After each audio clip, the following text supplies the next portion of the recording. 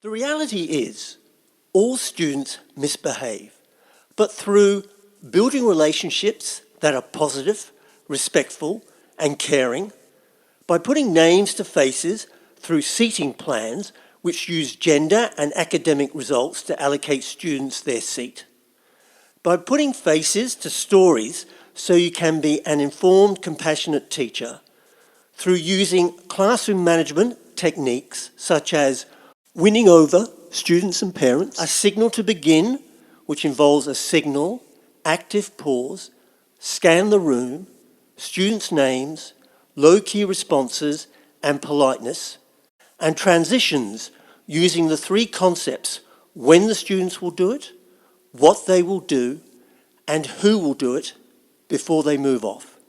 You can manage a class, and you can optimize learning. So the first and most important thing in teaching is to focus on managing your class. Because if you can't manage the behaviour, you can't manage the learning. In this presentation, I will discuss the importance of seating plans and the 6 classroom management techniques that I used in my teaching practice that reduce the likelihood of misbehaviour taking place. Creating a seating plan is the first step in classroom management because a well thought out seating plan goes a long way to preventing misbehaviour in the first place.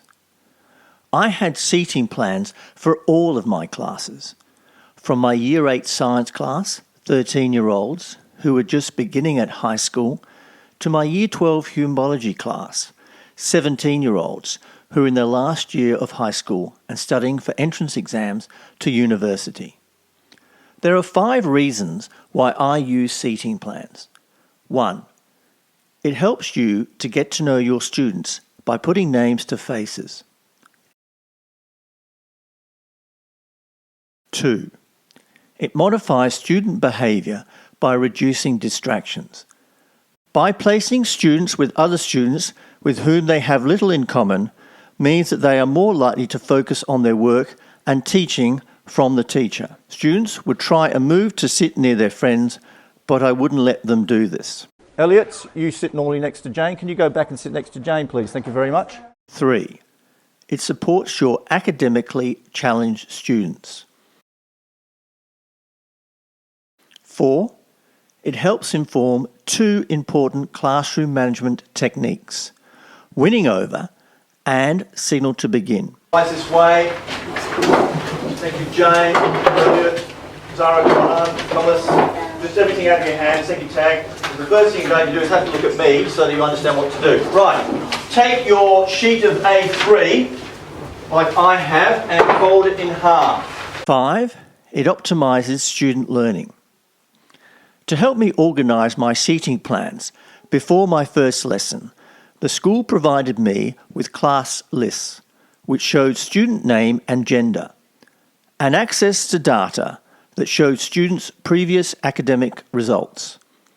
I was then able to organise my seating plans around gender, girl, boy, and academic results, strong academic girls sitting with weaker academic boys. I was also able to access pictures of all of my students and place them into the seating plan. I wanted to be able to put student names to faces, to picture them in my mind, and memorise where they were going to sit in my class. Within a very short period of time of meeting them, I knew who they were, what they looked like, and where they sat. Seating plans help you to look at students and name them, which directs their attention towards you. Seating plans reduce the likelihood of misbehaviour and distraction taking place by not sitting friends together. By placing students with other students with whom they have little in common means that they are more likely to focus on their work and teaching from the teacher.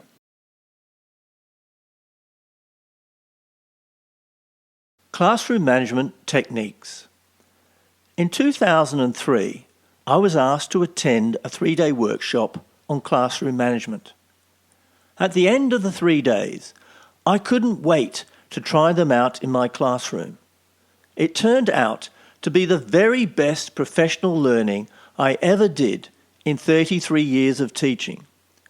I used these 6 classroom management techniques every day in my lessons because they worked.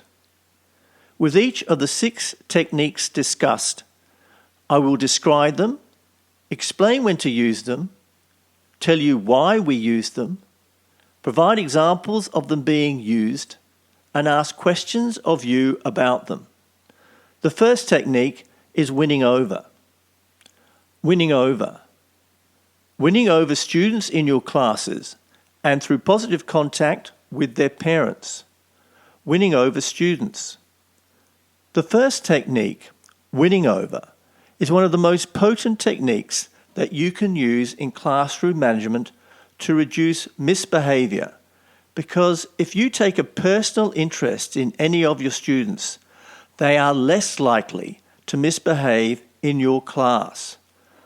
Winning over strategies are teacher behaviours that increase the likelihood of students respecting and liking a caring and thoughtful person. It can be used before, during, and after lessons. In fact, any time you meet students anywhere. You use it because students are less likely to misbehave in classrooms where teachers are using winning over strategies. Examples of winning over can simply be being polite, smiling, encouraging words, doing a thumbs up, being humorous and enthusiastic, greeting students as they come through the door, demonstrating personal interest in students and using students' names. A quick written survey of students' hobbies or interests and favourite sporting teams to be collected is a great way to find out about their personal interests. This information will help build a rapport, particularly with your more troublesome and disconnected students. Good start, well done. You've just got to do conclusion in the graph. I might help explain that graph now so you know what to do when you go home tonight. Well done, Sam. Good effort. We just got to put some titles here and some labels. Okay, that's good, Kai. You've got almost to the end. You just got to do this one. And did you have problems doing this part? Was that not really? You just got to finish that off. Well done, Thomas. Just got to do observations. That's just the things that you see, and the graph at the back there. Questions. Are you a relational teacher? Do you build relationships with all of your students? Winning over parents. Don't be scared about contacting parents or guardians over improved student behaviour or effort. What about contacting home because you have noticed a quiet student who is always working hard? Don't they deserve some recognition? It will make their day. Positive phone calls, email messages, and/or letters of commendation not only makes the student feel good about themselves, and their parents too, but also you. A message home to a troublesome student who's turned the corner with their behaviour over a couple of lessons becomes a positive outcome for the whole family and something to celebrate. Catching and acknowledging students for being good means that they will be good for longer. The second technique is signal to begin. Signal to begin. A signal that simply says to your class, "Hey you guys," with no follow-up is counterproductive. Perhaps you'll have 10% paying attention, and they would be your good students. But let's face it, who are you talking to? The students don't know, and so the other 90% will keep chatting to each other. It starts to get noisier, with you trying to talk over the top of them. Then you shout, saying the same words. The noise gets louder, no one is listening, and learning is disrupted. Your good students become frustrated, and you start to lose the class. It doesn't work. I know. I've experimented, trying it myself, and I have heard other teachers attempt it, and their classes descend into chaos because of it. A proper signal to begin starts with an instruction to pay attention. Your eyes take in the whole class. You then follow up by naming the few students who haven't got there yet, because of your knowledge of all your students' names and faces through your seating plan. And soon you have 100% attention on you. Signal to begin is a sequence of teacher behaviours that result in the whole class or a group becoming quiet and focusing on the teacher. The sequence is 1. The signal to get the class's attention. 2. An active pause to give students time to stop what they are doing and to pay attention. 3. A scan of the room looking for students who haven't quite got there yet. 4. You name them. 5. Using low-key responses if you need to. 6. Couple with politeness, such as a thank you, when they are now paying attention, because that is what you want. A signal to begin is used whenever the class is off task and attention is required for instruction to get the class to focus or refocus. Examples of signal to begin are when the students are lining up outside. You are explaining content, revisiting missed learning, providing task instructions, to give instructions before a transition, or when students are leaving the classroom. In fact, whenever you need students to pay attention to you. Okay.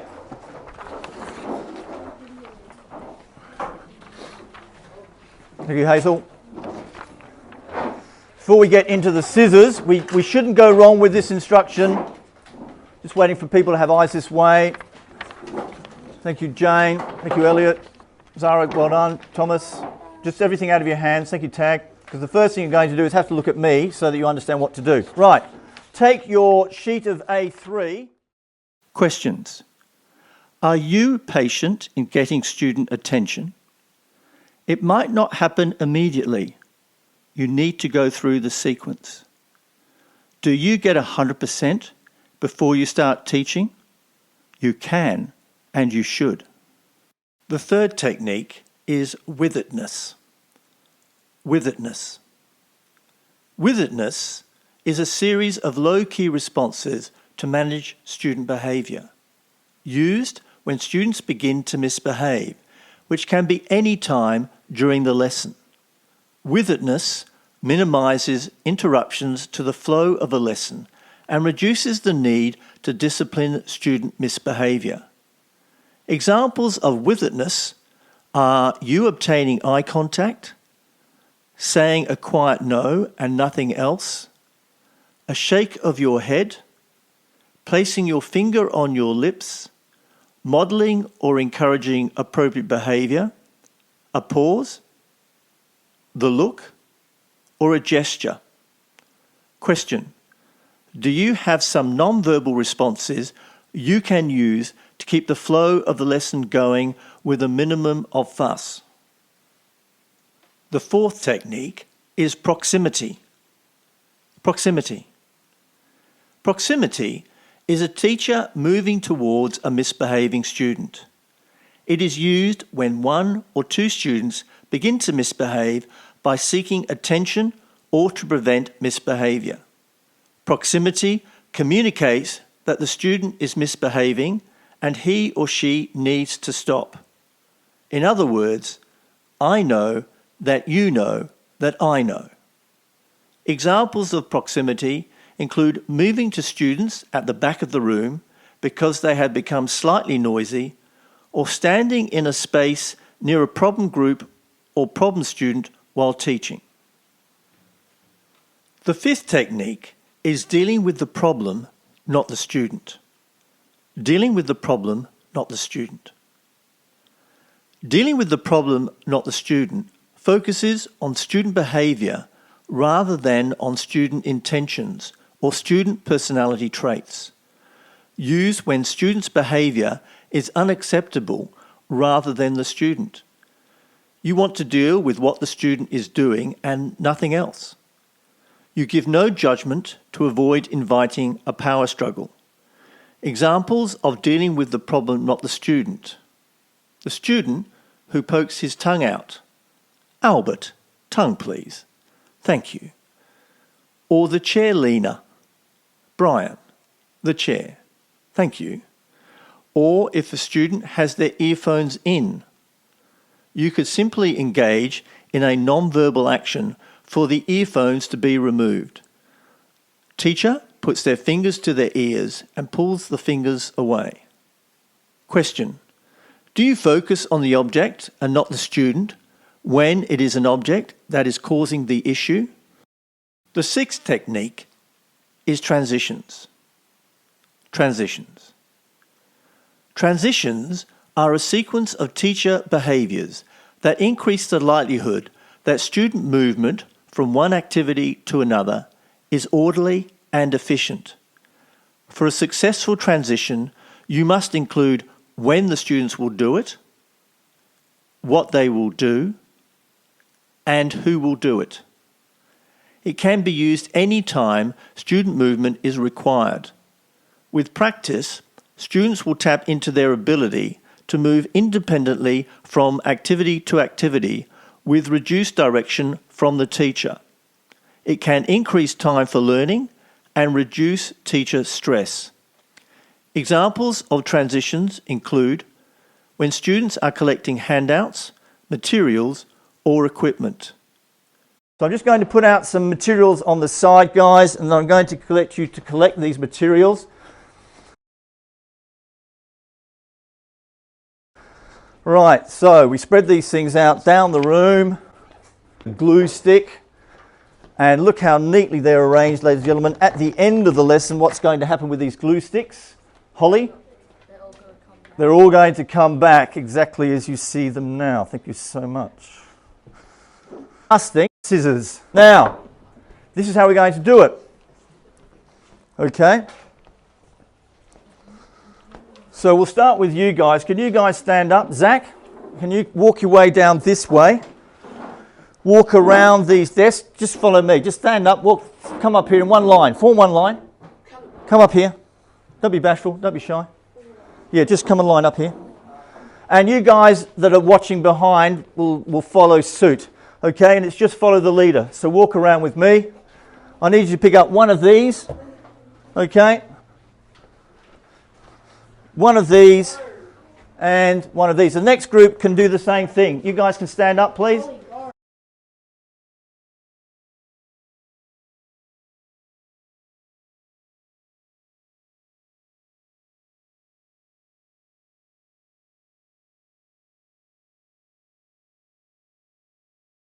Question.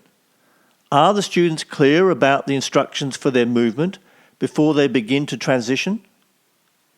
If the transition involves multiple handouts or pieces of equipment, remember to space them out around the room before the transition begins to prevent student congestion and the potential for misbehaviour. And finally, to recap, all students will misbehave. Effective teachers expect and plan for student misbehaviour as a natural part of the learning process. Through the use of seating plans and classroom management techniques, they aim to prevent or reduce the severity of student misbehaviour, minimising its impact on the learning process. Student misbehaviour is purposeful, falling into one or several categories: attention-seeking, power-seeking, revenge, assume failure, the I can't syndrome, and is designed to provoke particular teacher responses, which often escalate or reinforce the negative behaviours. Teachers have no influence over the emotional baggage their students bring to school. The only thing we can control is our response to their misbehaviour. How you respond and how you handle your response is important to the outcome of managing the behaviour to create that effective learning environment that we are all after. A response that is neutral, cool, calm and collective will make the difference between having a chaotic, noisy, stressful classroom where learning is disjointed and disruptive, and one that is more peaceful, quiet, enjoyable, and harmonious for both teacher and student, where learning is optimised. If teaching is like a loaf of bread, then classroom management is the yeast that allows the learning to rise to the top. Without classroom management, everything falls flat.